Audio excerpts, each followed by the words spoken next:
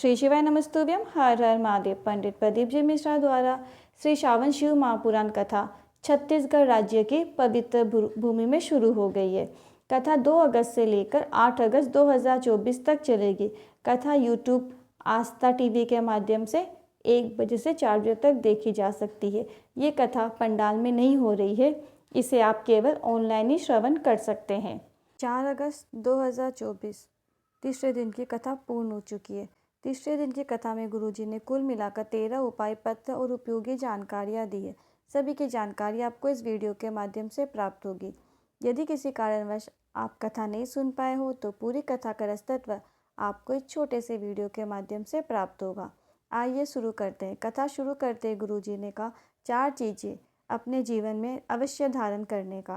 पहला है शरीर। अगर आपको मानव का मिला है तो इस शरीर से किसी परमार्थ के कार्य को अवश्य करे, ज़रूरतमंद की मदद करे, किसी को औषधि की ज़रूरत है तो उसे औषधि प्रदान करे, या किसी को शिक्षा की आवश्यकता है तो उसे शिक्षा प्रदान करे। और दूसरा है यदि पृथ्वी में जन्म हुआ है, इसे मृत्यु लोक में आप आए हो तो प्रयास करें कि इस पृथ्वी में अपना पूरा कर्जा चुका कर जाए। जब मनुष्य मरता है तो माथे पर एक कर्जा रह जाता है, वह है प्रकृति का ऋण।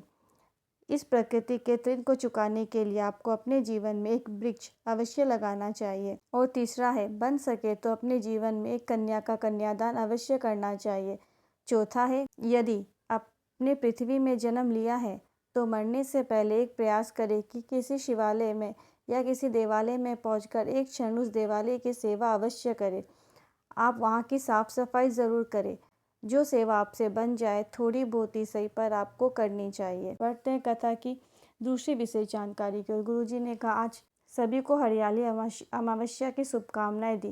गुरुजी ने कहा कि सभी सनातनी को, हम सभी देशवासियों को हरियाली अमावस्या की अनंत शुभकामनाएं। अब बढ़ते हैं कथा की तीसरी विशेष जानकारी की ओर। फूलबाई साहू जी पत्र लेकर आए। मेरी शादी को 15 वर्ष हो चुके थे। ऐसा कोई डॉक्टर नहीं था जिसका इलाज नहीं कराया हो। ऐसी कोई जगह नहीं थी जहाँ झोली नहीं भराई हो। ऐसी कोई जगह नहीं थी जहाँ पर हमने माथा नहीं टेका हो। टेस्ट ट्यूब बेबी भी कराया, पर पहली बार हमने श्री शिव महापुराण कथा में सुनी सफ़ेद आकड़ी की जड़ का प्रयोग किया, शंकर पर चढ़ी हुई बेलपत्र का प्रयोग किया, उसका आचमन करना शुरू किया की कृपा से संतान की प्राप्ति हुई। इसी का आभार व्यक्त करने के लिए कथा पंडाल में आए हैं। बढ़ते हैं कथा की चौथी विशेष जानकारी की। रोशनी ठाकुर जी पत्र लेकर आए। मेरी शादी को 8 वर्ष हो गए थे पर संतान का सुख प्राप्त नहीं हुआ। ते बोले तो हमारा विश्वास आपकी कथा पर नहीं था गुरुजी, ना शिव पर था, पर एक बार आपकी कथा सुनी तो विश्वास जागृत हो गया। और आप कहते हैं ना, कोई कार्य अगर करे तो पूरे विश्वास के साथ करे तो उसे पूर्ण शिव करते हैं। आपकी कथा आसन लगाकर टीवी के सामने सुनी, सफ़ेद आंकड़े की जड़ का प्रयोग किया पर संतान नहीं हुई। पशुपति व्रत किया, संतान नहीं हुई। दूसरी बार किया, फिर भी नहीं हुई। तीसरी बार किया, चौथी बार किया, 5वीं बार जब पशुपति व्रत किया, सफ़ेद आंकड़े की जड़ का प्रयोग किया, संतान की प्राप्ति हुई। इसी का आभार व्यक्त करने के लिए कथा पंडाल में आए हैं। बढ़ते कथा की 5वीं विशेष जानकारी की। गुरुजी ने कहा सावन के महीने में पार्थिव शिवलिंग पर चढ़ी हुई एक बेलपत्र बहुत अधिक प्रबल होती है। वर्ष भर 1 लोटा जल और सावन में 2 लोटा जल महादेव को अर्पित करते हैं तो 1 लोटा जल जो होता है उसका पुण्य जो होता है वो आप किसी को भी दे सकते हैं। बढ़ते हैं कथा की 6ठी विशेष जानकारी की ओर। आशा जी राजनंदन गांव से पत्र लेकर आई। बेटी का पीएससी में चयन होना था पर किसी कारण से चयन नहीं हो पा रहा था। बेटी ने कहा अब एग्ज़ाम ही नहीं दूंगी, पर बेटी ने जब आपके मुख से श्री शिव महापुराण कथा सुनी तो बेटी ने आप पर विश्वास करते हुए, शिव महापुराण कथा पर विश्वास करते हुए फिर एग्ज़ाम दिया। और आज मैं धन्यवाद देती हूँ कि मेरी बेटी आज डॉक्टर बन गई है। इसी का आभार व्यक्त करने के लिए कथा पंडाल में आई हूँ। बढ़ते कथा की 7वीं विशेष जानकारी की ओर। आशा जी पत्र लेकर आई। भोले की महिमा का क्या वर्णन करूँ। मेरा बेटा सिविल इंजीनियरिंग कर चुका था पर उसे नौकरी नहीं मिल रही थी। मैंने उसे शिव महापुराण कथा सुनने को कहा और भोलेनाथ पर विश्वास रखने को कहा। 1 लोटा जल चढ़ाने को कहा। कांवड़ यात्रा में सीहोर में शामिल हुआ और सीहोर में जल चढ़ाकर उसने पीएससी का एग्ज़ाम दिया और उसकी नौकरी लग गई है। इसी का आभार व्यक्त करने के लिए कथा पंडाल में आए हैं। बढ़ते हैं कथा की 8वीं विशेष जानकारी की ओर। वर्षा गुप्ता जी राजनंदन गांव से पत्र लेकर आई।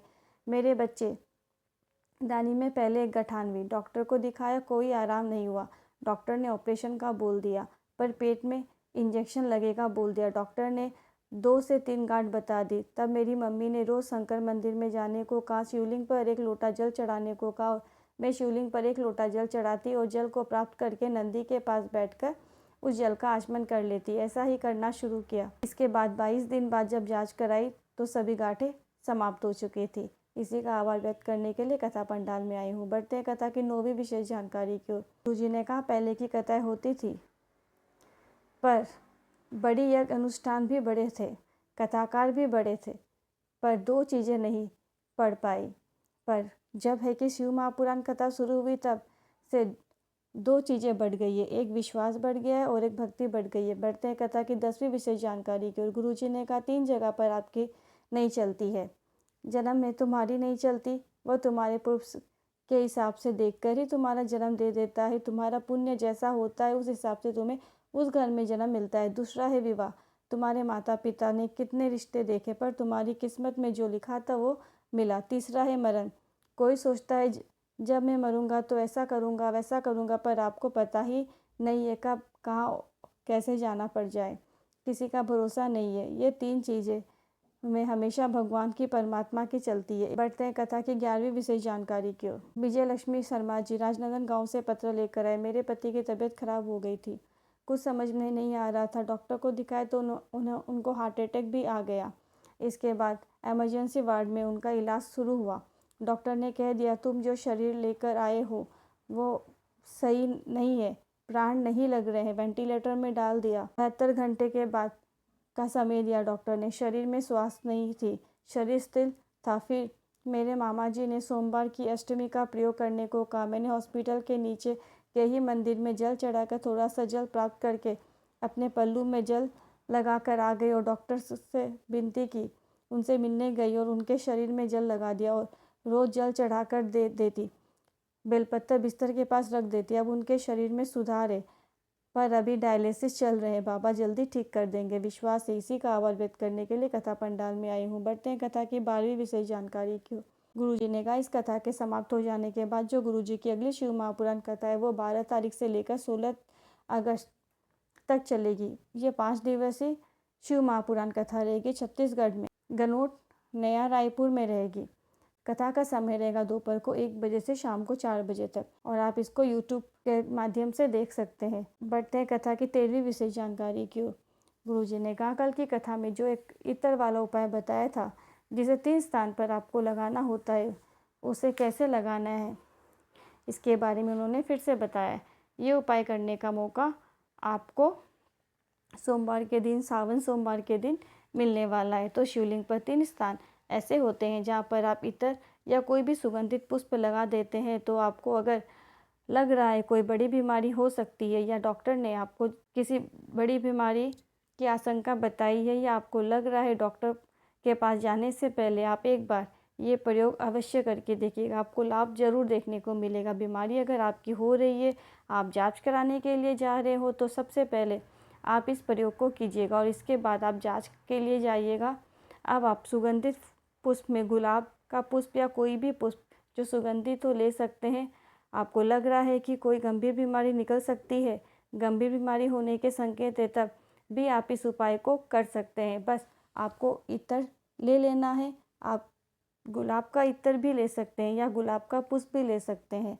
गुरुजी ने कहा, या तो आप इत्र ले लें या कोई भी सुगंधित पुष्प ले ले। शिवलिंग पर 3 स्थान। पहला स्थान माता अशोक सुंदरी का स्थान है, जो और शिवलिंग जहाँ विराजमान है उन दोनों के बीच में एक जो खाली स्थान होती है, जहाँ पर 64 योनियाँ अष्ट सिद्धि नवनिधियाँ विराजमान होती है, उस पर खाली स्थान पर आपको इत्र लगा देना है या गुलाब का पुष्प या कोई भी सुगंधित पुष्प रख देना है। और दूसरा बताया है गुरुजी ने कि शिवलिंग के ऊपर से लेकर नीचे के जो मध्य भाग होता है, मतलब जहाँ पर हम त्रिपुण लगाते हैं मध्य भाग में, वहाँ पर आपको इत्र लगा लेना है। और तीसरा स्थान गुरुजी ने बताया कि शिवलिंग के से जल जहाँ से बहकर नीचे की ओर आता है, मतलब जलाधारी जो होती है उसका जो अंतिम छोर होता है, जहाँ से जल नीचे की ओर आता है, ज़मीन पर आता है, बस उस अंतिम छोर पर आपको वो इत्र लगा देना है।